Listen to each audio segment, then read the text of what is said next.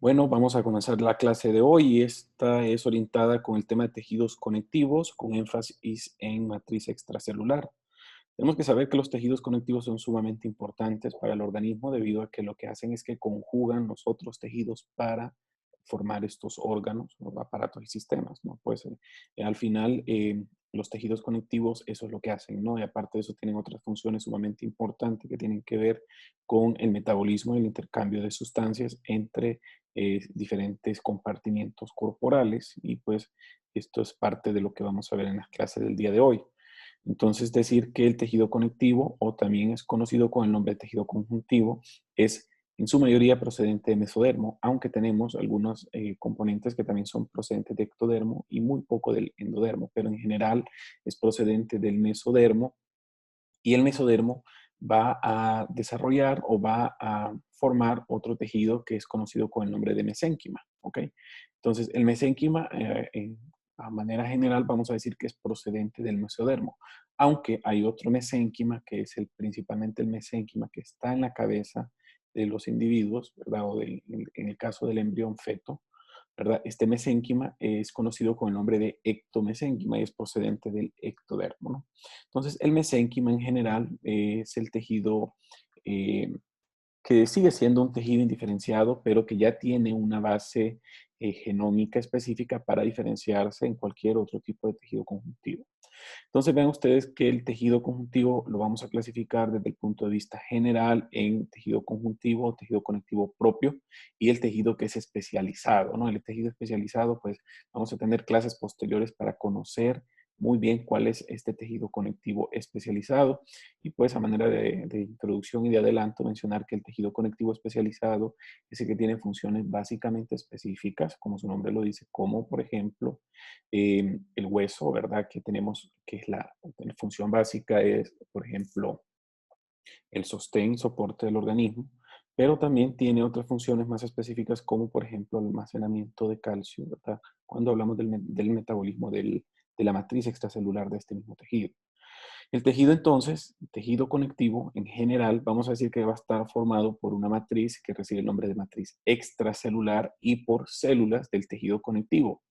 La clase de hoy, como les digo, va a hacer énfasis en la matriz extracelular y vamos a ir conociendo que esta matriz extracelular va a tener dos componentes muy importantes.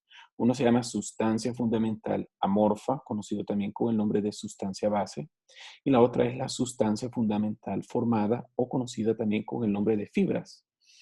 La sustancia fundamental, ¿verdad? Amorfa o también sustancia base va a estar constituida por tres grupos moleculares muy importantes. Uno se llaman glucosaminoglicanos, y aquí vemos algunos ejemplos. No voy a entrar en detalles en este momento. Los proteoglicanos y las glucoproteínas de adhesión o adherentes. Todos estos, perdón, forman parte de esa sustancia que nosotros vamos a usualmente ver como estos espacios claros en los cortes histológicos que en teoría aparenta que no tuviesen nada. Sin embargo, estos son lugares o espacios donde sí existen moléculas que tienen tendencia a hidratar los tejidos, principalmente por la presencia de glucosaminoglicanos. Las fibras, entonces, que es el otro componente de esta matriz extracelular, va a estar constituida básicamente por dos grupos moleculares específicos. Uno se llama colágeno y el otro se llama fibras elásticas o fibras de elastina, ¿no? El colágeno, a su vez, contiene en su estructura un grupo de fibras que recibe el nombre de fibras reticulares. Y después vamos a entender mejor en qué consisten estas fibras reticulares, que tienen un interés particular desde el punto de vista histológico. Y las fibras elásticas, vamos a ver que le dan la capacidad de estiramiento, ¿verdad? Al tejido, de esa capacidad de elasticidad propiamente dicha, ¿verdad? Que caracteriza ciertos tejidos, como por ejemplo a nivel de la piel, otros tejidos conectivos, el tubo digestivo, por ejemplo. Las células pues, van a tener diferentes tipos de origen. En su mayoría van a ser procedentes de células mesenquimales. Recuerden que las células mesenquimales en su mayoría también eran procedentes de mesodermo, aunque hay algunas que son procedentes de ectodermo. Pero vamos a hacer hincapié en que son procedentes de mesodermo y que a partir de estas células mesenquimales, que son las células menos diferenciadas que podemos identificar en un organismo con vida, hablamos de que de estas se pueden diferenciar células como por ejemplo condroblastos, que posteriormente van a formar condrocitos, van a formar adipocitos, van a formar fibroblastos, células mesoteliales y células endoteliales. Recordar que estas dos últimas son células epiteliales y no son células propiamente del tejido conectivo, ¿verdad? Hablamos también de que hay formación de osteoblastos y de osteocitos, que esta y esta son células específicamente de los tejidos conectivos especializados. Sin embargo, el fibroblasto, que es una célula que predomina en estos tejidos conjuntivos no especializados, vean que juega una función sumamente importante para el mantenimiento de estos tejidos, como les digo, ¿no? Y bueno, de estas hemos hablado y hemos dicho de que son células básicamente de revestimiento y que tienen funciones específicas que vamos a ir conociendo cuando vayamos desarrollando los temas. Por ejemplo, a nivel de la médula ósea existe otra célula que ya tiene un linaje ya multipotencial, ¿verdad?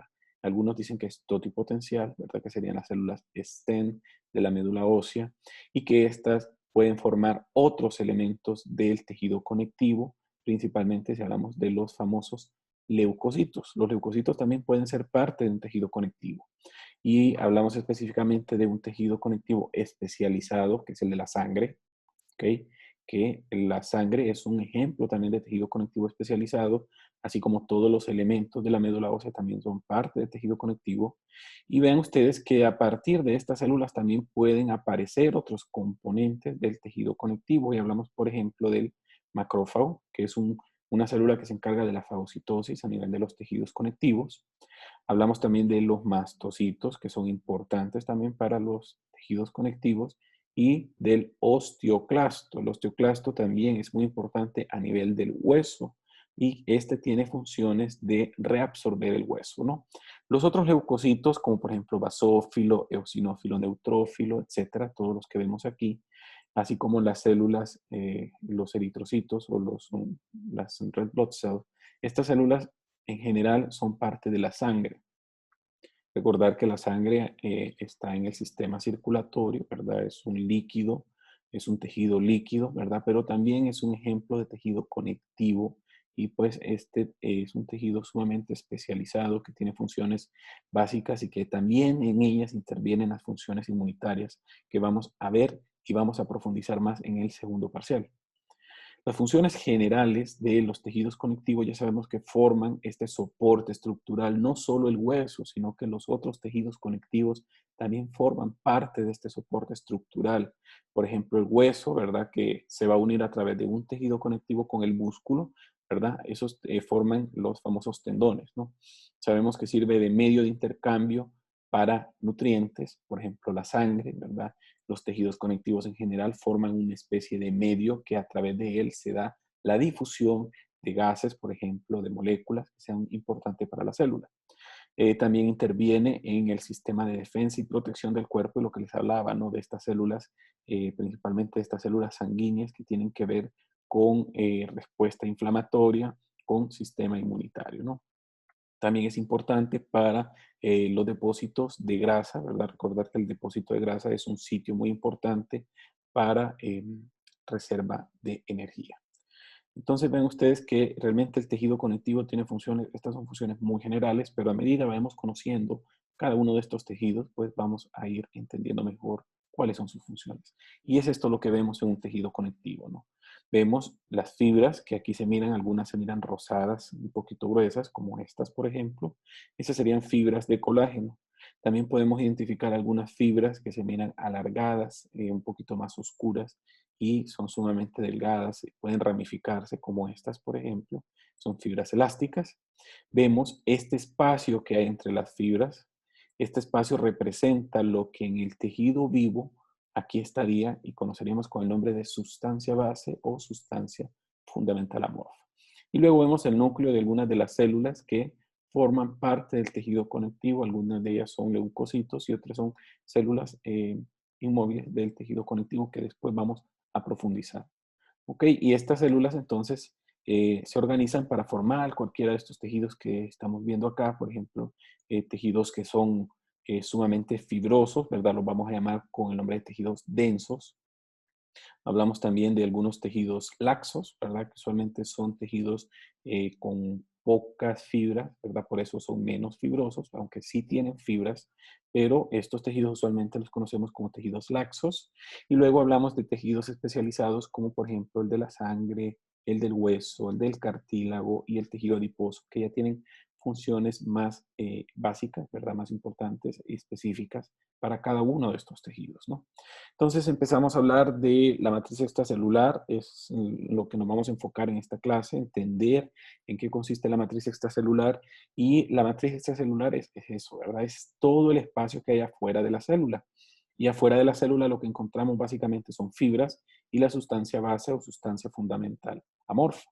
Entonces vean ustedes que aquí tenemos un capilar, por ejemplo, ¿verdad? Aquí tenemos el tejido conectivo, aquí tenemos un epitelio y luego también pueden haber algo que se llaman vasos o capilares linfáticos.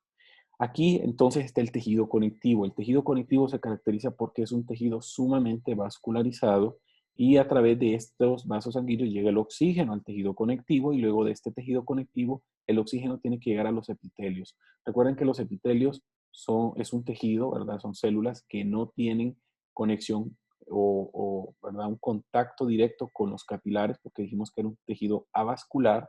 Entonces los nutrientes tienen que llegar a través de este tejido conectivo.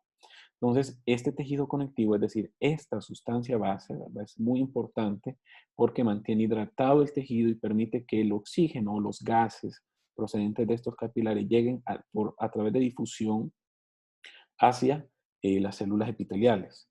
Y también hay que saber, hay que reconocer muy bien de que este tejido conectivo, esta sustancia base, es una sustancia sumamente hidratada, que tiene un aspecto gelatinoso. Si nosotros lo pudiésemos descomponer y estudiar más detalladamente. Y esta sustancia hidratada, ¿verdad? Dijimos que tiene fibras de colágeno y de fibras elásticas en su matriz, ¿verdad? Como parte de su estructura. También recibe grandes cantidades de agua que pueden llegar a través de los mismos capilares y pueden ser reabsorbidas por los mismos capilares vasculares o incluso los linfáticos, ¿verdad? Esa es la función de los vasos linfáticos, es absorber el excedente de agua que hay en estos tejidos conectivos y llevarlos nuevamente al sistema circulatorio a través de toda una serie de vasos sanguíneos, de vasos capilares que van a terminar drenando a los vasos sanguíneos. ¿Ok? Entonces, de esta manera hay una especie de recambio de líquido a nivel de estos tejidos conectivos. Entonces, reconocer que esta sustancia base o esta sustancia hidratada tiene estas fibras, ¿verdad? Y estas fibras están, entre comillas, nadando en la sustancia base. Entonces, una de las principales funciones de la sustancia base es soportar la compresión externa. ¿Por qué? Si no existiera toda esta cantidad de agua, y de todas estas moléculas que forman parte de esta sustancia base, la compresión a nivel de un tejido terminaría dañando las células y destruyendo los tejidos. Sin embargo, la sustancia base permite soportar esas fuerzas de compresión. Y las fibras lo que soportan básicamente son las fuerzas de tensión, ¿verdad? O hasta cierto punto de estiramiento, para evitar de que también los tejidos conectivos sufran desgarros. Entonces recuerden que el flujo de agua a nivel de estos tejidos es continuo y gracias a que existe un flujo de agua, ¿verdad? Se puede dar también el intercambio de nutrientes, así como también intercambio y salida de productos de desecho hacia el torrente sanguíneo para que posteriormente estos productos de desecho sean eliminados a través del sistema renal o del sistema eh, respiratorio. Entonces, las funciones de la matriz extracelular son múltiples. Aquí les voy a dar algunos ejemplos. Por ejemplo, forma elementos esqueléticos para el tejido en general, ¿verdad? Esto es como una especie de andamiaje. Es como que digamos el citoesqueleto, pero no de la célula, sino que el de la matriz extracelular, ¿verdad? Afuera. Entonces van a ver un montón de componentes moleculares que van a formar parte de esta matriz extracelular. Gracias a esta matriz celular se pueden modificar las estructuras celulares, es decir, la morfología celular se puede modificar con base a lo que hay afuera de la célula. También, obviamente, va a modular la supervivencia de la célula, va a influir en su desarrollo, regula la migración de las células a través de los tejidos, ¿verdad? También dirige la actividad mitótica y establece la relación de uniones de una célula con otra, ¿verdad? Recordar que casi siempre entre una membrana celular y otra membrana celular existe un espacio que es el espacio extracelular, que es donde encontramos matriz extracelular, ¿no? Entonces empezamos con la sustancia fundamental amorfa. Ya dijimos que es como, entre comillas, las moléculas hidratadas o el líquido que tiene ese tejido, ¿verdad? Que forma una especie de gel y que va a estar constituido por estos tres grupos moleculares, ¿verdad? Los glucosaminoglicanos, los proteoglicanos y las glucoproteínas adherentes. Comenzamos a hablar de los glucosaminoglicanos. Desde el punto de vista químico, estas son cadenas largas, muy, muy largas, repetidas de disacáridos n cantidad de veces, ¿no? Dice que parece bastones, simple y sencillamente son cadenas largas, ¿no? Son líneas largas que usualmente tienen cargas negativas, ¿verdad? Y estas cargas negativas permiten que los tejidos se mantengan hidratados. ¿Ok? Esto es sumamente importante, ¿verdad? Porque gracias a todo esto, ¿verdad? Es que tienen la capacidad de mantener hidratados a los tejidos, ¿no? Bueno, realmente estos disacáridos usualmente tienen grupos que se llaman grupos carboxilo, que sobresalen y que se caracterizan porque están cargados negativamente. Y al estar cargados negativamente, pues van a ser aniones. Entonces van a atraer cationes, ¿verdad? Y el principal cation que se va a atraer es básicamente el sodio. Al atraer el sodio, entonces recuerden que el sodio es el principal ion de la matriz extracelular si lo comparamos con el de la matriz intracelular, que era el potasio. Entonces, al atraer estos cationes, este sodio, ¿verdad? Entonces va a mantener esa sustancia sumamente hidratada. Cuando les hablo que estos disacáridos son cadenas una tras otra, ¿verdad? Y son disacáridos repetidos, estos casi siempre van a estar categorizados en dos grupos. Unos se llaman grupos del ácido urónico y los otros se llaman las exosaminas o grupos del ácido amino, ¿verdad? Los que siempre tienen que estar son las exosaminas o los ácido amino, ¿verdad?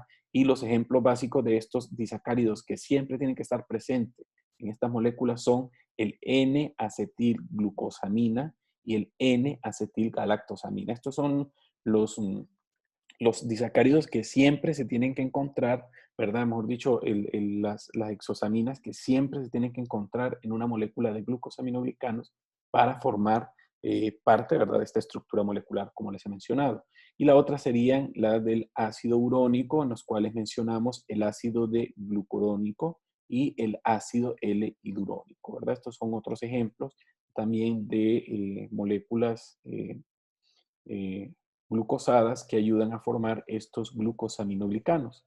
Entonces, bueno, esta es la estructura molecular de cómo se mira en estos sacáridos unidos. Estos son monosacáridos y están unidos a través de un enlace de oxígeno, ¿verdad? Estos puentes glucosídicos. Y vean ustedes que siempre van a tener un grupo OOH, ¿verdad? Que hay un carbono, entonces sería un COOH, que es un grupo carboxilo, y estos grupos carboxilos tienen cargas negativas que pueden adherir otras moléculas, como por ejemplo el sodio, que ya dijimos que atraía el agua, y eso es lo que va a mantener a la sustancia base sumamente hidratada. Recordar de que tiene que estar muy hidratada para que estas mismas partículas se puedan repeler entre ellas y que generen al mismo tiempo eh, o sea, que estas moléculas de glucosaminoglicanos se puedan repeler entre ellas y evitan de que éstas choquen. Entonces, esto es lo que le da la principal característica, por ejemplo, al líquido sinovial, ¿verdad? Al moco o algunos otros tejidos, ¿verdad? Como por ejemplo el humor vítreo, para evitar de que estas moléculas choquen unas con ellas y entonces se pierda agua, ¿verdad? Porque lo que necesitamos realmente es que se mantenga sumamente hidratado el tejido.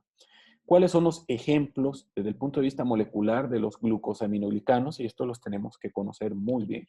Uno se llama queratán, ¿verdad? O sulfato de queratán, el sulfato de heparán, la heparina, tenemos el sulfato de condroitina, que puede ser tipo 4, tipo 6, ¿verdad? Que son los que principalmente se mencionan en los seres humanos, los sulfatos de dermatán y el ácido hialurónico. Este también lo conocemos con el nombre de hialuronato. Estos 5, ¿verdad? 6, si nosotros dividimos el sulfato de condroitina en los dos componentes que les menciono, todos se caracterizan porque son moléculas sulfatadas. Sin embargo, el ácido hialurónico es la única molécula que no tiene grupos sulfatos en su estructura molecular.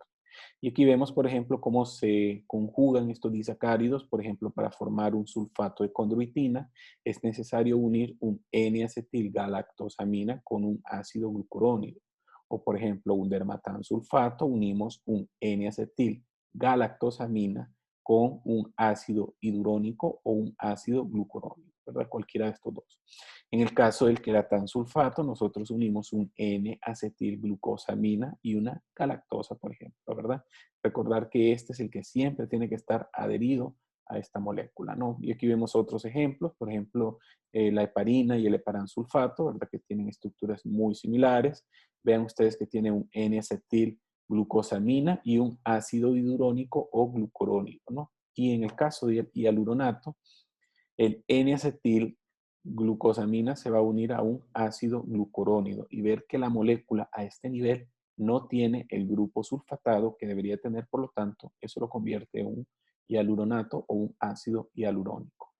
Los glucosaminoglicanos se pueden formar, usualmente se forman a nivel del aparato de Golgi, ¿no? Aquí es donde usualmente se van a sintetizar estas estructuras y pues en el sistema endomembranal posteriormente se van a liberar hacia la matriz extracelular por todos estos procesos de liberación de, obviamente, de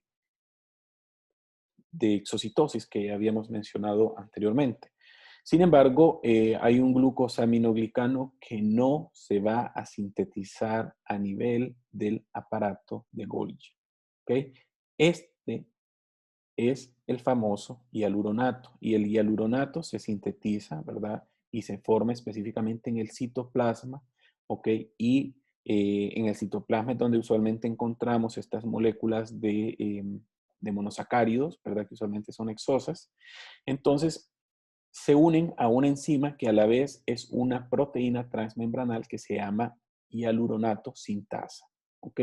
La hialuronato sintasa, vean ustedes que es una proteína de múltiples pasos, una proteína integral que capta estas moléculas y a la vez que las capta permite que éstas se vayan uniendo para formar entonces la cadena larga de ácido hialurónico y que a la vez que ésta se está sintetizando, se está liberando hacia el espacio extracelular y por lo tanto, entonces es sumamente importante que esta molécula se encuentre en la membrana celular y que permita la salida de estos carbohidratos para formar obviamente el ácido hialurónico. Aquí tenemos algunos ejemplos y localizaciones de los glucosaminoglicanos. Recordar que el ácido hialurónico lo encontramos básicamente en todos los tejidos, lo encontramos así como en la piel, lo encontramos en líquido sinovial, en el cartílago, encontramos en menor cantidad en el hueso, pero hay, así también podemos encontrar,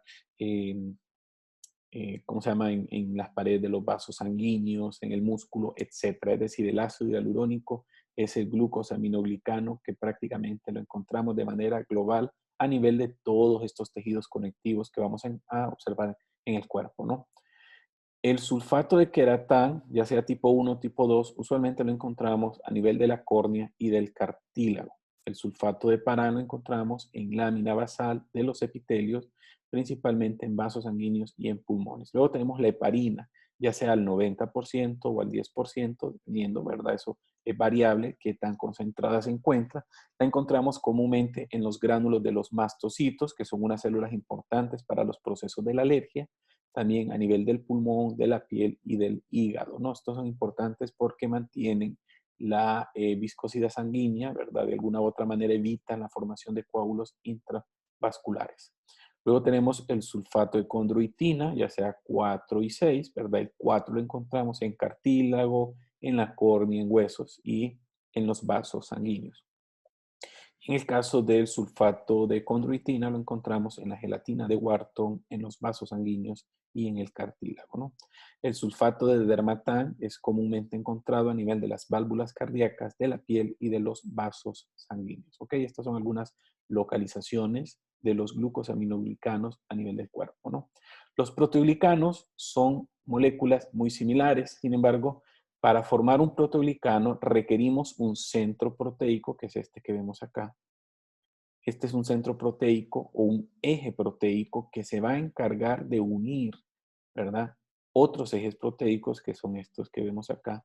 Y estos ejes proteicos centrales van a unir un montón de cadenas de glucosaminoglicanos, lo que al final van a permitir que se forme una estructura similar a las brochitas o a estos cepillitos que sirven como, por ejemplo, para lavar pajillas o para lavar eh, eh, vasos, ¿verdad? O pepes, ¿verdad? Que son de estas estructuras que ayudan a poder limpiar la superficie de los vasos, por ejemplo.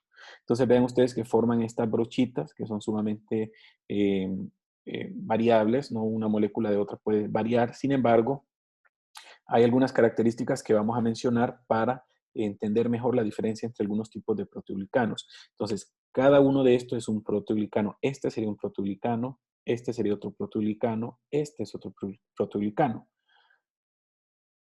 Al final, este proteoglicano se une ya sea por un eje proteico central o por una cadena de ácido hialurónico. Aquí lo vemos, por ejemplo, aquí está representado una cadena de ácido hialurónico para formar algo que se llaman agregados de proteoglicanos. Y el más común se llama agregado de agrecano, ¿verdad? Que es un ejemplo de proteoglicano. Entonces, estos como son ejes proteicos centrales, se van a formar en el retículo endoplásmico rugoso. Sin embargo, la unión y la formación de los glucosaminoglicanos se da a nivel del aparato de Golgi, ¿verdad? Recuerden que es aquí donde principalmente se da la formación de esta molécula. Y luego entonces, cuando llega la proteína al aparato de Golgi, ahí es donde se van a unir para formar esta estructura similar a una brochita, ¿verdad? Y luego esta se puede unir en la matriz celular a el ácido hialurónico. Vean ustedes que el ácido hialurónico aquí pues puede ser más o menos de unas 50.000 moléculas repetidas, es decir, de disacáridos repetidos para formar moléculas sumamente grandes, ¿verdad? Que son finas, pero que son grandes y mantienen esta matriz celular adherida. Aquí lo vemos de cerca, ¿no? Aquí vemos, aquí entonces sería un proteoglicano, ¿no? Aquí entonces estaríamos hablando de que cada uno de estos verdes representa el eje central proteico y estas rayitas o estos punteados representan las moléculas de glucosaminoglicanos, ¿no? Por ejemplo, aquí ven que este sería un creatansulfato, este sería un condroitinsulfato y van a unirse específicamente por proteínas de enlace a las cadenas de hialuronato para formar estos agregados de proteoglicanos, ¿no? Entonces, cuando formamos estos proteoglicanos, requerimos que casi siempre exista un aminoácido que se llama serina, que también va a tener este extremo carboxilo libre, y que a este extremo carboxilo libre se le va a unir, ojo, un link de tetrasacárido, ¿verdad? Que este es una unión de tetrasacáridos que va a estar constituido usualmente por una silosa, una galactosa, otra galactosa y un ácido glucurónido. Esto representa el inicio de una cadena larga de glucosaminoglicanos, que aquí ya lo vemos, un azúcar A y un azúcar B, N cantidad de veces. Entonces, de esta manera es como los glucosaminoglicanos se adhieren, obviamente, a esta cadena o a este eje central proteico, ¿verdad? A nivel de, obviamente, del aparato de Golgi, ¿no?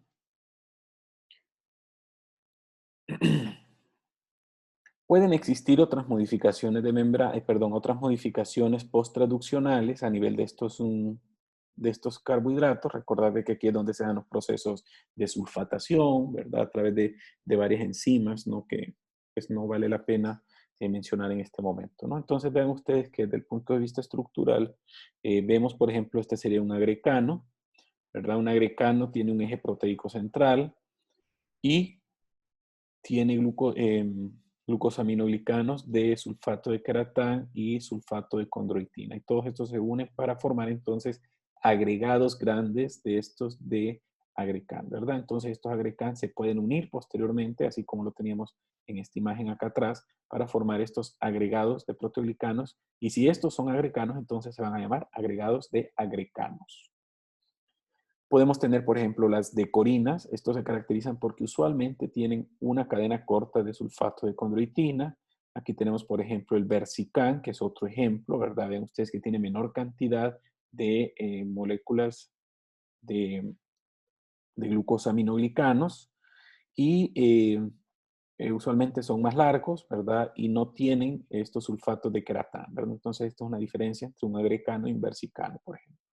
La decorina es un ejemplo del único proteoglicano que solamente tiene una cadena de glucosaminoglicano a nivel de su estructura y esta se caracteriza porque es un sulfato de condroitina, ¿verdad? Entonces, vamos a decir que es el monómero más común de los proteoglicanos, ¿verdad? Así que hay que recordarlo y tenerlo en cuenta, ¿no? Los agrecanos usualmente tienen unos 200, ¿verdad? Incluso más cadenas de glucosaminoglicanos en su estructura molecular. Y hay uno que hay que recordar claramente que se llama sindecano. El sindecano es muy importante. Es un proteoglicano transmembranal. Vean ustedes que queda la proteína atrapada en la membrana celular y a esta se pueden unir algunas moléculas de sulfato de heparán, así como lo vemos aquí, ¿verdad? Vemos el sulfato de heparán, 4 moléculas aproximadamente, ¿verdad? Esto puede ser un tanto variable, pero recordar que el Sindecan, ¿verdad? Es un proteoglicano transmembranal, ¿ok? También conocido con el nombre de CD138. Las funciones de los proteoglicanos son variadas también, ¿verdad? Vamos a ver de qué la mayor parte de ellos, porque contienen a sus glucosaminoglicanos como parte de su estructura, pues están interrelacionados con las funciones de los GAG. Por ejemplo, resisten fuerzas de compresión y de retardan, ¿verdad? Y a su vez, ¿verdad? Retardan los movimientos rápidos de microorganismos, de células metastásicas, es decir, que de alguna manera detienen, ¿verdad? Porque forman esas redes grandes que evitan de que todas las estructuras grandes se muevan de un compartimiento a otro, ¿verdad? Ayuda a la locomoción de las células, pero que también sirve como una especie de andamiaje para facilitar el movimiento de las células en esta matriz extracelular. Funcionan como filtros moleculares, es decir, como son ramificados, ¿verdad? Estos glucosaminoglicanos ayudan a formar entonces estos filtros que evitan que cualquier molécula entre o salga de ciertos tejidos, ¿verdad? Principalmente si son moléculas muy grandes. Por ejemplo, esto lo encontramos a nivel de la lámina basal, ¿verdad? Que evitan de que cualquier molécula entre o salga directamente, ¿no? Y es muy importante también porque de alguna u otra manera existen algunos proteoglicanos que ayudan a filtrar, por ejemplo, a nivel del riñón. Tiene uniones para moléculas de señalamiento, esto es sumamente importante, ¿verdad? Proteínas transmembranales como el Sindecan, ya lo habíamos mencionado, y este mismo Sindecan también sirve como correceptor para algunas células, como por ejemplo a nivel de los fibroblastos. Las glucoproteínas adherentes sería el otro grupo, ¿verdad? Estas son proteínas que en su estructura molecular tienen cadenas cortas de glucosa, ¿verdad? No de glucosa, sino que de carbohidratos, ¿ok? Entre ellos puede ser la glucosa, pero en general la estructura de estas glucoproteínas adherentes o de adhesión es esto, ¿no? Que forman estructuras adherentes o que sirven como moléculas intermediarias que permiten unir una estructura con la otra. Y si recordamos, estos lo habíamos mencionado, por ejemplo, a nivel de la lámina basal, ¿no? Recordad de que había fibronectina y laminina, que son moléculas muy interesantes, muy importantes y que permiten que tengan uniones específicas entre ciertas moléculas.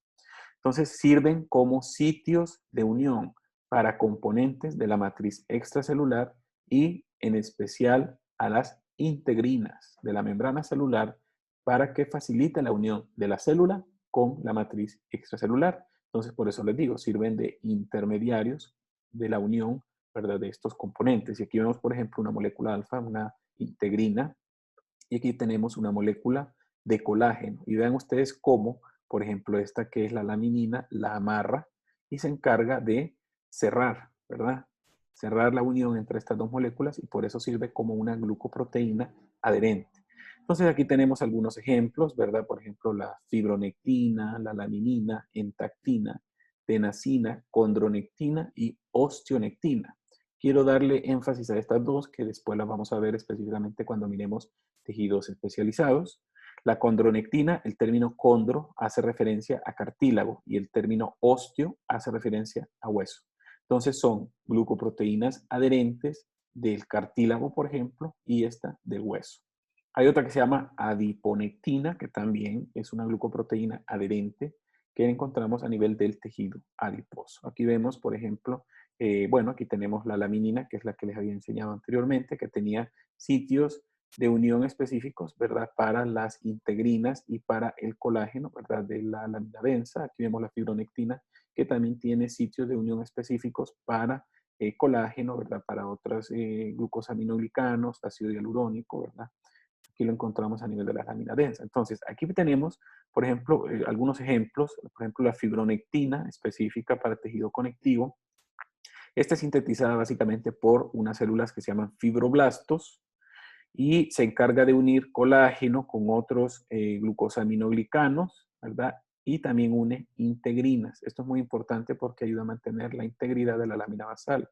Tenemos otra que se llama fibronectina plasmática, pero esta no es de la lámina basal, sino que la encontramos a nivel del plasma sanguíneo, a nivel de la sangre y favorece el proceso de cicatrización, fagocitosis y de sistema de coagulación. Y luego la laminina, que ya dijimos que la encontrábamos a nivel de la lámina basal. Y vean ustedes que esta laminina, que es esta molécula que está acá, tiene tres cadenas básicas desde el punto de vista molecular. Una cadena que se llama cadena beta, otra cadena que se llama cadena alfa y una cadena que se llama cadena gamma. Entonces, estas tres moléculas se entreabrazan, principalmente la cadena beta y la cadena gamma, se enrollan sobre la cadena alfa para dar más o menos una estructura en forma de T.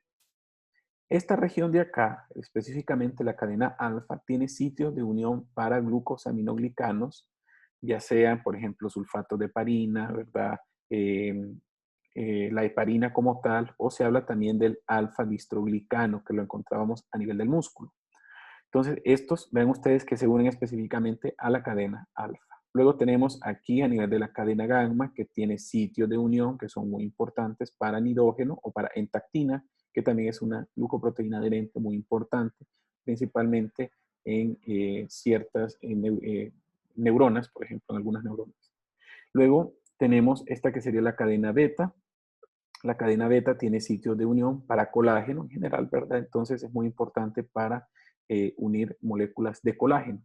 Sin embargo, vean ustedes que las cadenas gamma y las cadenas beta tienen sitios de unión también, ¿verdad? Para integrinas, específicamente para integrinas alfa 6, beta 1. Okay, esto es la importancia entonces de la laminina, ver que tiene toda esta estructura molecular y que tiene sitio de unión para todas estas moléculas que les he estado mencionando. Luego tenemos aquí, por ejemplo, la fibronectina, que está constituida por dos bastones proteicos, ¿verdad? Estos bastones proteicos son importantes porque están unidos por dos puentes disulfuro, es decir, que tienen dos moléculas de sulfuro, de azufre, ¿verdad? Así como lo vemos acá y que tienen, bueno, obviamente extremos terminal, C-terminal, ¿verdad? El amino terminal, pero hay áreas específicas, ¿verdad? Para unión de proteoglicanos, específicamente para el heparansulfato, recordar que es parte de la estructura del proteoglicano, también une fibrina, une integrinas y también une colágeno, ¿verdad? Esto es importante porque esta molécula es muy importante a nivel de la lámina basal para la unión de la célula epitelial con la lámina basal reticular. Aquí vemos algunos otros ejemplos, por ejemplo la tenacina que parece una araña, tiene 6 bracitos, ¿verdad? Y todos sirven para unión de moléculas, principalmente a nivel del tejido embrionario, ¿no? La entactina, habíamos mencionado anteriormente que se unía a la laminina, que era importante para unir epitelios, por ejemplo, ¿verdad? Y unir tejidos neurales en algunas ocasiones. Osteopontina, ostionectina, ¿verdad? También son importantes. Ya dijimos que osteopontina, osteo en el hueso, adiponectina en tejido adiposo, condronectina en el cartílago y la ostionectina también la podemos encontrar en el hueso, ¿verdad? Unen colágeno, unen cristales de hidroxiapatita de calcio y esto lo vamos a entender mejor cuando estudiemos el hueso y el cartílago. Entonces, hasta acá hemos visto la sustancia fundamental amorfa y ahora vamos a comenzar a ver las fibras o la sustancia fundamental formada, que dijimos que desde el punto de vista molecular existen dos tipos de fibras, las fibras de colágeno y las fibras elásticas. Sin embargo, por interés particular, para la clase de histología, adentro de la categoría de las fibras de colágeno tenemos otra subcategoría que se llaman fibras reticulares y estas vamos a ver que tienen características químicas muy interesantes que vamos a estudiar a continuación. Entonces, en estos cortes que tenemos de fondo, vemos que hay áreas claras que representan el lugar donde no hay fibras, no hay células, Entonces, estas áreas claras es donde encontramos la sustancia amorfa. Sin embargo, esto que vemos aquí alargado serían las fibras. Y ya dijimos que pueden ser colágeno o fibras elásticas. El colágeno entonces es un complejo molecular que va a estar constituido por una estructura eh, bien detallada, ¿verdad? Desde el punto de vista molecular, ¿verdad? Si lo, si lo queremos desmenuzar, por decirlo así, vamos a ver que está constituidos por subunidades más pequeñas, ¿verdad? O monómeros, entre comillas, que reciben el nombre de moléculas de tropocolágeno, que serían las moléculas que básicamente encontramos a nivel de todas estas estructuras, a excepción del colágeno formador de redes, ¿verdad? Que es diferente, ¿no? Entonces, está constituido el colágeno por estas subunidades de tropocolágeno que se van a enrollar para formar entonces cadenas, ¿verdad? Estas cadenas son importantes, ¿verdad? Cada una de estas cadenas recibe el nombre de cadena alfa, ¿ok? Y desde el punto de vista estructural se han visto al menos 20 tipos, ¿verdad? Algunos otros libros dicen 25, otros dicen 28, pero realmente nosotros, para esta clase de histología, al menos 10 tipos tienen importancia, ¿verdad? En particular para nuestra clase, ¿no? El colágeno es una de las proteínas más comunes del organismo, más comunes del cuerpo, porque lo encontramos básicamente en todos los tejidos conectivos. Representa más o menos entre el 20 al 25% de las proteínas de todo el cuerpo y se encarga de soportar las fuerzas de tensión, ¿verdad? De estiramiento para evitar que los tejidos se rompan. Incluso estas fibras formadoras de fibrillas pueden llegar a ser mucho más fuertes y soportar mayores fuerzas de tensión si lo comparamos incluso con el acero. Entonces, por eso decimos que son sumamente fuertes y que son sumamente correosas, ¿verdad? Son fibras que tienen la capacidad, tienen uniones moleculares sumamente fuertes.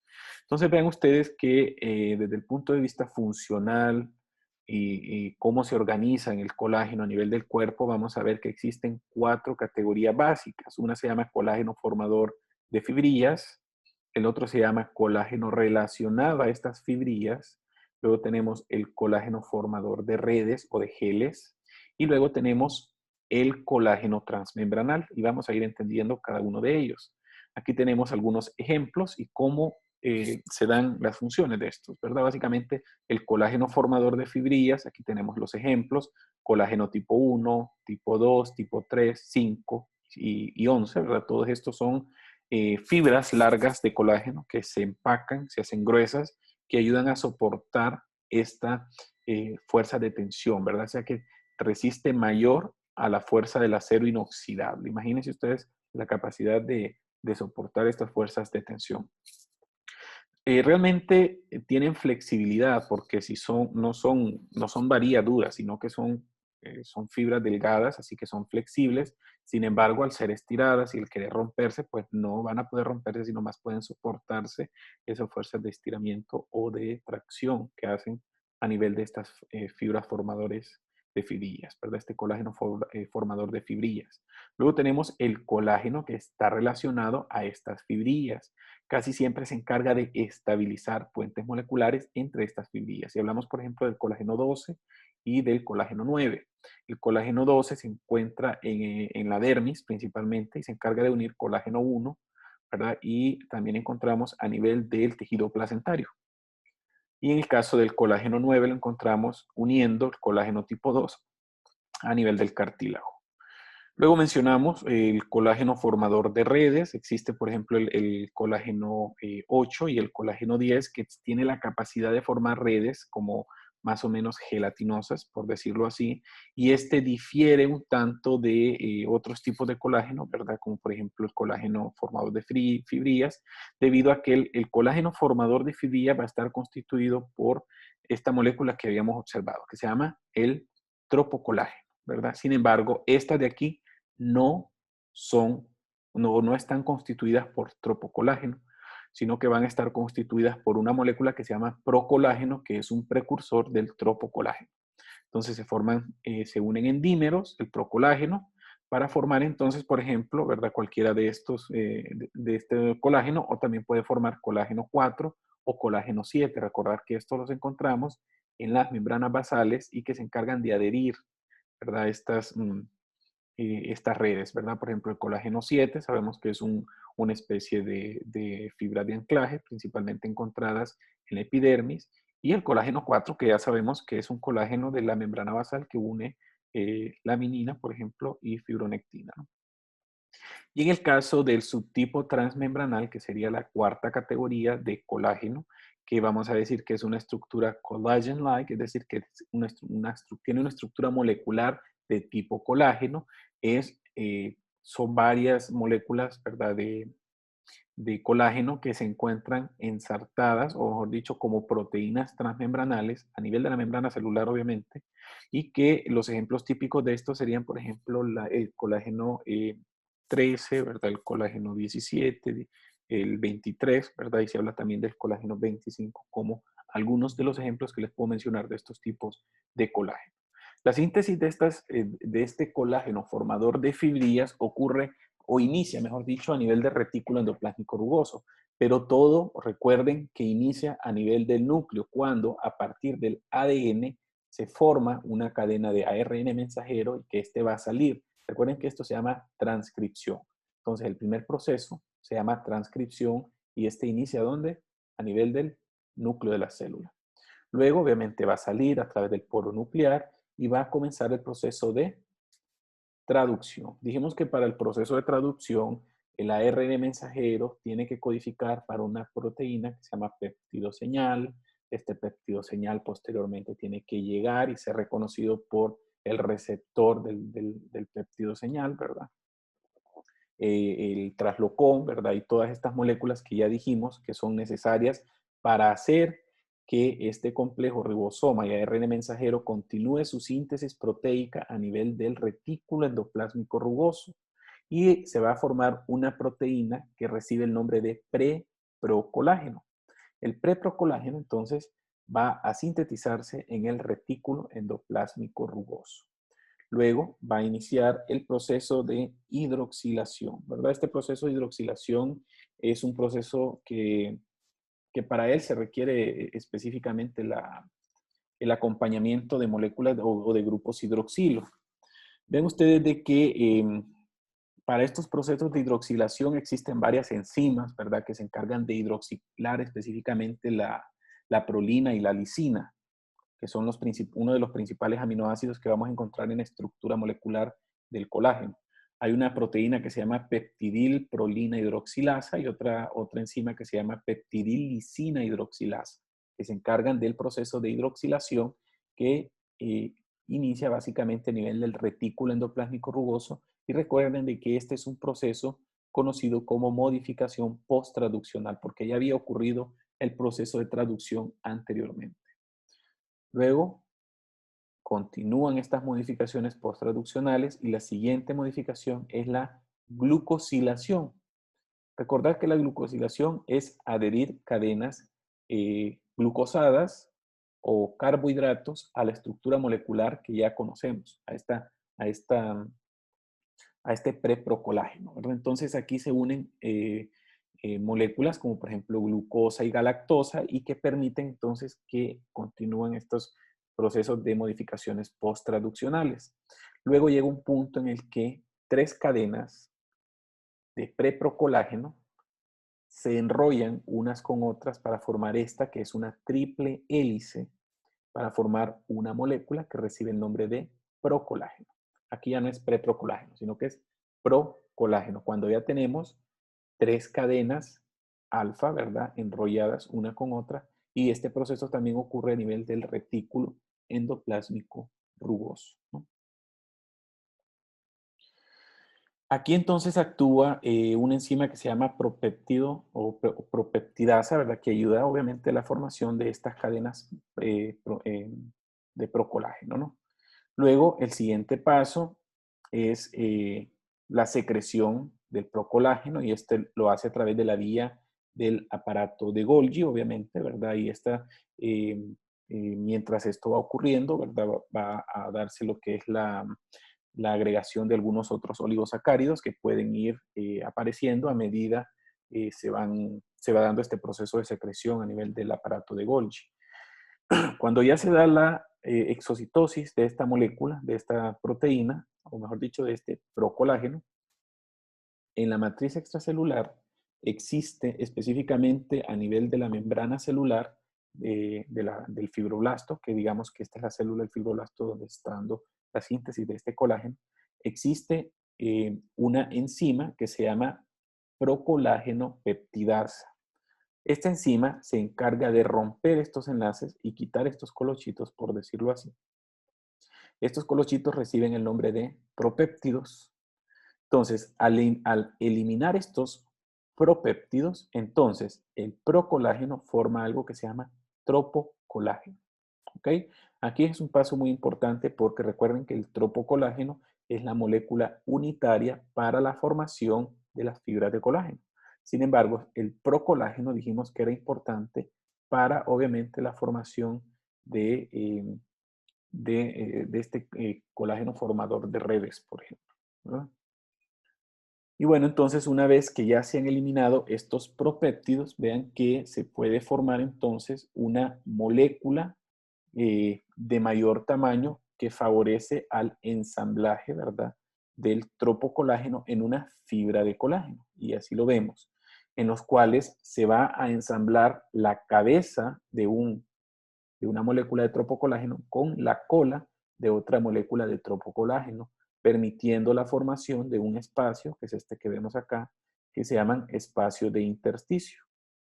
Y luego se van a dar la formación de espacios que se llaman espacios que están como entre cruzados, o mejor dicho, que están sobrepuestos, ¿verdad? Entonces forman áreas que se miran como una especie de ranura o de hueco, ¿verdad? Y luego tenemos áreas más alargadas, que serían las áreas sobrepuestas. Estas áreas sobrepuestas pueden llegar a medir más o menos unos 67 nanómetros y pueden ser determinadas por microscopía electrónica. Entonces, de esta manera, vean ustedes cómo se estructura una molécula o una fibra de colágeno. Aquí tenemos entonces, esta ya sería prácticamente la secuencia típica de estos aminoácidos que encontramos a nivel de la molécula de colágeno. Vean ustedes que abunda, por ejemplo, la glicina, que estaría representada por esta molécula gris. Abunda también la prolina, ¿verdad? Que serían pues como las moléculas que más comúnmente vamos a encontrar, pero también encontramos, por ejemplo, hidroxiprolina, hidroxilicina, etcétera, ¿verdad? Y pueden haber otros aminoácidos, pero prácticamente un tercio de los aminoácidos de una molécula de colágeno tiene que estar constituida por glicina. Y realmente hay que reconocer que la glicina es el aminoácido, uno de los aminoácidos más pequeños que forma parte de esta molécula y que permite que esta molécula se pueda asociar con otra cadena. Miren ustedes, aquí tenemos las tres cadenas alfa de, de esta molécula de tropocolágeno. Entonces, gracias a que existe el plegamiento, ¿verdad? Y que esta molécula de glicina es pequeña, entonces es que se puede asociar las tres cadenas alfa para formar entonces una cadena de tropocolágeno, ¿verdad? Así como lo encontramos aquí. Entonces, miren, esta es una cadena recién sintetizada, digamos, en retículo endoplásmico rugoso. Esta posteriormente va a sufrir las modificaciones posttraduccionales que ya vimos y se va a enrollar para formar una molécula de, primero era procolágeno y luego al romperse los propéptidos se va a formar entonces el tropocolágeno y luego así vemos más o menos el tropocolágeno y ven ustedes cómo se va a empacar. Esta más o menos sería una molécula de tropocolágeno y va a formar una fibrilla, ¿verdad? Esta es la forma en cómo se va a empacar, ¿verdad? Así es como se va a empacar más o menos esta, esta molécula o esta fibrilla de colágeno, ¿verdad? Entonces se van a generar estos espacios. Ya dijimos que la región de espacio de intersticio, que es el área que está entre la cabeza y la cola del tropocolágeno, específicamente acá o acá, por ejemplo, ¿verdad? Y luego tenemos las áreas interpuestas o superpuestas, que es el área donde prácticamente vamos a encontrar la cola, ¿verdad? Del tropocolágeno y que se va a superponer con el resto de las moléculas para formar áreas de relieve, ¿verdad? Que formarían estos espacios, que más o menos los veríamos así, ¿verdad? Aquí vemos las áreas subyacentes, las regiones de intersticio, las áreas libres, y van a dar un aspecto que por microscopía electrónica de barrido se pueden identificar muy bien. Aquí tenemos un resumen de los principales tipos de colágeno que encontramos en el organismo. El más frecuente es el colágeno tipo 1 y es el colágeno maduro, formador de fibrillas. Es sintetizado por fibroblastos, osteoblastos, odontoblastos y cementoblastos. Y una de las principales funciones es que se encarga de resistir la tensión al momento de los estiramientos, ¿verdad? Y lo encontramos obviamente a nivel de la dermis, tendones, ligamentos, cápsula de órganos, dientes, ¿verdad? Y a nivel del hueso. Es muy importante reconocer que es uno de los que más comúnmente encontramos en el cuerpo. El colágeno tipo 2 lo encontramos específicamente en el cartílago hialino y en el cartílago elástico y se encarga de resistir fuerzas de presión. Ya es diferente a este, ¿verdad? Esta es tensión o estiramiento, mientras que esta es presión o aplastamiento, porque eso es lo que hace el cartílago y es sintetizado exclusivamente por condroblastos, ¿verdad? Y estas son las células especializadas de sintetizar la matriz del cartílago. Luego tenemos el colágeno tipo 3, ya dijimos que era un colágeno formador de fibrillas, ¿verdad? Hablamos de que este es el ejemplo típico de fibras reticulares y quiero que esto se lo queden grabado en sus cabecitas y que digan el colágeno tipo 3 es es lo mismo que digamos fibras reticulares. Y estas pues lo encontramos en múltiples órganos, principalmente órganos que forman parte del sistema endotelial reticular, ¿verdad? O retículo endotelial, es lo mismo. Y estas células son las que se encargan de sintetizarlo, pues, hay muchas, ¿verdad? Hablamos del fibroblasto, de las células reticulares, células de músculo liso, los hepatocitos y también se hablan de las células de Schwann. Y la función es que ayudan pues a formar parte de redes estructurales a nivel de múltiples órganos. El músculo, ¿verdad? A nivel del adipocito también forman láminas basales, que son importantes. Los encontramos, por ejemplo, a nivel del vaso, del hígado, de los ganglios linfáticos, a nivel de la piel, el músculo, ¿verdad? Los pulmones y el sistema cardiovascular, ¿ok? Es un colágeno, pues, prácticamente distribuido en todo el organismo. El colágeno tipo 4, ya dijimos que estaba a nivel de la lámina basal, es muy importante porque forma esa red, ¿verdad? A nivel de la lámina basal y se sintetiza específicamente por células epiteliales, células musculares y algunas células de Schwann. El colágeno 5, ¿verdad? También es formador de fibrillas, se sintetiza en células mesenquimales y en fibroblastos, ¿verdad? Es importante saber que también se localiza en los lugares donde encontramos colágeno tipo 1 y también vamos a agregar ahí a nivel de la placenta. Por lo tanto, las células mesenquimales cumplen una función sumamente importante, ¿no? Este está relacionado siempre al colágeno tipo 1 y obviamente a la sustancia basal de la placenta, ¿no? El colágeno tipo 7 hemos dicho que está sintetizado por células epidérmicas y se encuentra en la lámina densa, ¿no? Recordar que forma estas fibras de anclaje y se encuentra en la unión de la epidermis y de la dermis. Bien, o mejor dicho, hay otros tipos de colágeno que no quiero profundizar, pero tienen que saber que existen, por ejemplo, el colágeno 9, que se encuentra en el cartílago, ¿verdad? El colágeno 12 a nivel de ligamentos y tendones, etcétera, ¿verdad? Entonces, esta es microscopía electrónica de transmisión y podemos identificar las áreas interpuestas, ¿verdad? O superpuestas con las áreas de intersticio para formar obviamente este patrón que da un aspecto más o menos como estriado a nivel transversal de las fibras de colágeno. Así se miran si las vemos desde muy arriba, pero si las vemos más de cerca podemos identificar estos componentes moleculares y así es como se mirarían por microscopía electrónica de barrido. Realmente sí se está generando una especie de relieve sobre la superficie de estas fibras de colágeno y es la explicación que les daba, ¿verdad?, de cómo se dispone la cabecita y la cola de estas moléculas de colágeno. Y bueno, aquí es nada más para que vayamos entendiendo cómo se van agrupando las fibras de colágeno, que serían estas rosadas, ¿ok? Con las fibras, o mejor dicho, con los componentes de la sustancia base. Por ejemplo, aquí tenemos esta sería una molécula de agregado de agrecano.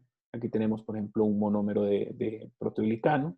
Acá hay otro monómero y dijimos que que se adherían por esta cadena de hialuronato que se encargaba de unir múltiples cadenas, ¿verdad?, de agrecanos. ¿Verdad? Entonces, así estos se van a mantener repelidos, se van a repeler entre ellos, ¿verdad?, para evitar de que estos se junten o se unan y que obviamente formen esos tejidos como medio viscosos y que sean sumamente hidratados.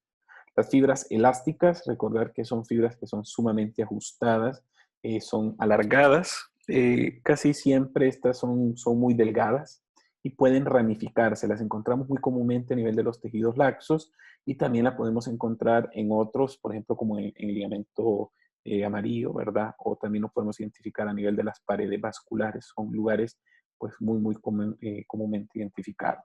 Cuando le digo paredes vasculares, me refiero a que ahí forman algo que se llaman vainas fenestradas. Estas vainas fenestradas las encontramos en unos vasos sanguíneos específicos que se llaman vasos sanguíneos amarillos o elásticos por las características que le confieren la presencia de estas fibras elásticas. Entonces, son fibras muy parecidas a las de colágeno, simple y sencillamente tienen otra estructura molecular y obviamente tienen características morfológicas diferentes que permiten que se puedan estirar hasta un 150% la longitud normal en reposo sin que se rompan. Y aquí vemos, por ejemplo, estas serían láminas elásticas a nivel de la pared de un vaso sanguíneo. Aquí vemos que se observan un poquito más delgadas y más dispersas. Y aquí también las vemos con una tinción que nos ayuda a resaltar fibras elásticas para, obviamente, identificar dónde se pueden disponer estas fibras elásticas. Y es muy bonito ver cómo estas tienen más o menos una disposición ondulada, ¿verdad? O ondulante, que nos ayuda a reconocerle que también las podemos identificar a simple vista en microscopía óptica con tinción de hematoxilina y eosina. Estas fibras elásticas están en todos estos tejidos laxos, ¿verdad? Y va a ser sintetizada específicamente por fibroblastos y por células de músculo liso, ¿verdad? Incluso en el músculo liso de la pared de la aorta, por ejemplo, representan el 50%, ¿verdad? De el contenido de la pared de este vaso sanguíneo. Sé que es muy importante que lo reconozcamos. Bueno, el 80% de las fibras elásticas está constituido por un eje central, que es este verde que vemos acá, que es un eje o que es un centro formado de una molécula que se llama elastina, que es un conglomerado de, vamos a decir así, de cadenas de elastina que van a tener abundantes aminoácidos, entre ellos hay abundante glicina, lisina, alanina, valina, prolina, etcétera, ¿verdad? Y que a su vez van a estar rodeados por una serie de microfibrillas, que son estas que se miran como agua, que están rodeando el centro de, de la elastina, y pues estas microfibrillas a su vez van a estar constituidas por una molécula que es un componente unitario más pequeño o un monómero que recibe el nombre de fibrilina 1. ¿Ok? La fibrilina 1 entonces se sintetiza, ¿verdad?, en todo este sistema endomembranal de la célula y posteriormente se une para formar las microfibrillas. ¿Ok? Entonces, es importante que sepamos que esta sería más o menos una molécula de elastina sola. Y ven ustedes que múltiples moléculas de elastina solas se juntan para formar una fibra elástica. ¿Ok? Estas fibras elásticas posteriormente van a estar rodeadas por las microfibrillas. Ahora, si ustedes se fijan, estas moléculas no son rectas. Son rectas cuando se estiran y por eso es que tienen la capacidad de expandir la longitud de esta molécula. Y estas moléculas entre ellas están unidas a través de enlaces que se dan entre moléculas de lisina. Entonces, 4 moléculas de lisina se unen así en forma de cruz para formar una unión central que recibe el nombre de unión de tipo desmosina, ¿ok? Que es esta de acá. Entonces, estas uniones o esta desmosina se encargan de unir estas moléculas proteicas de elastina y permiten que estas no se rompan, ¿verdad? Y que se estiren de esta manera. Por ejemplo, aquí estaría relajada y aquí estaría distendida, ¿verdad? O estirada, mejor dicho, ¿verdad? Entonces, por eso decimos que permite entonces el estiramiento y la deformación, ¿verdad? Entonces aquí decimos que los enlaces cruzados de la desmosina, que son enlaces covalentes sumamente fuertes, se pueden deformar, ¿verdad? Pueden llegar hasta aumentar hasta 150% respecto a la longitud normal de estas fibras elásticas sin que estas moléculas se rompan. Y así es como se sintetizan. Por ejemplo, este es un fibroblasto o una célula muscular. Ya dijimos que a nivel del sistema endomembranal se va a sintetizar todo el componente proteico, principalmente la proelastina, que vamos a decir que tiene desmosina y que tiene isodesmosina, pero que necesita asociarse entre ellas, ¿verdad? Para formar obviamente ya las fibras elásticas como tal, ¿verdad? Luego se sintetizan otras glucoproteínas asociadas a las microfibrillas, que también son importantes. Por ejemplo, la fibrilina 1, ¿verdad? Sabemos que la fibrilina 1 se encarga de formar las microfibrillas y que entre todas, obviamente, ¿verdad? No vamos a entrar en detalles, se encargan de formar las fibras elásticas para formar las fibras maduras y que tengan la capacidad de contraerse. Así más o menos se observarían por microscopía electrónica de transmisión. Este es un fibroblasto y aquí tenemos componentes de la matriz extracelular y si las vemos transversalmente, estas de aquí serían las fibras elásticas y rodeándolas encontramos las fibrilinas 1 y 2, ¿verdad? Que serían las microfibrillas.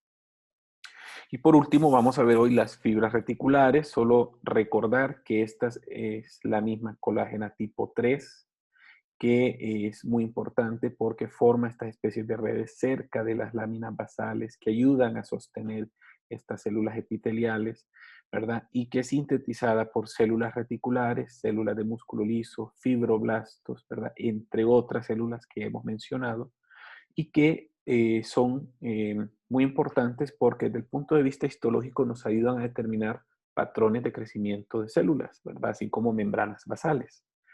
También le llamamos fibras argirófilas, ¿verdad? Porque también tienen la capacidad de captar soluciones eh, de plata y esto es lo que le confiere esta tinción, ¿verdad? Por ejemplo, con la tinción de reticulina, cuando nosotros queremos identificarlas, por ejemplo, a nivel del hígado, a nivel del vaso, de un ganglio linfático, ¿verdad? O simple y sencillamente en cualquier pared vascular, para identificar la presencia de este tipo de colágeno tipo 3, ¿no? Por ejemplo, aquí vemos esta una micrografía que nos está resaltando en color negro o puede ser en color café oscuro la presencia de fibras reticulares, ¿verdad? Este, por ejemplo, es una reticulina de Gomori que nos ayuda a resaltar dónde van los sinusoides hepáticos en un corte histológico de hígado.